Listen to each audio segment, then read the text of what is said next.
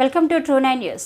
ప్రతి ఇంట జాతీయ జెండా అనే కార్యక్రమంలో భాగంగా బద్వేల్లోని అన్ని పాఠశాలలు కలిసి ప్రతి రోడ్డు తిరుగుతూ అవగాహన కల్పించడం జరిగింది. అన్ని పాఠశాలల ఉపాధ్యాయులు, ఉపాధ్యాయురాలు, విద్యార్థులు, సిబ్బంది ఈ కార్యక్రమంలో పాల్గొనడం జరిగింది.